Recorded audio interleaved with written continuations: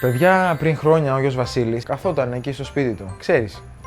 Από πού είναι, το ξέχασα. Αλάσκα θα λέγα. Από τις Σέρες ρε είναι. Όχι ρε, από πού είναι πραγματικά. Στη Λαπωνία, ξέρετε, εκεί βγαίνανε τότε οι κάναβοι. Εκεί είχε πρωτοβγεί. Με τραβάς τώρα αλήθεια, να ξέρω τι να κάνω. Ήξερες ότι ο Βασίλης για να τα βγάλει πέρα, να προλάβει όλα τα παιδάκια από σε σκεπή σε σκεπή, από χώρα σε χώρα, έπρεπε κάτι να κάνει. Έβαλε στο τσάι του CBD. Αυτό δεν το ξέρουν πολλοί. Το πρώτο ξωτικό που είχε για βοηθό ήταν ξάδερφός μου. Στεφανάκη τώρα αλήθεια.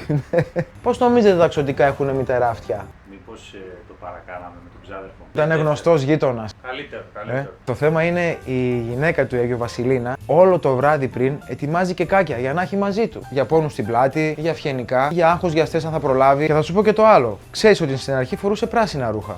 Όντως. Αυτό που προκύπτει.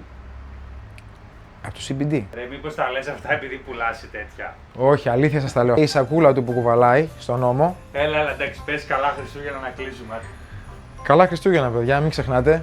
Καλή πρωτοχρονιά. Σε όλους μας, καλή πρωτοχρονιά. Άντε, γεια. Φύγε τώρα.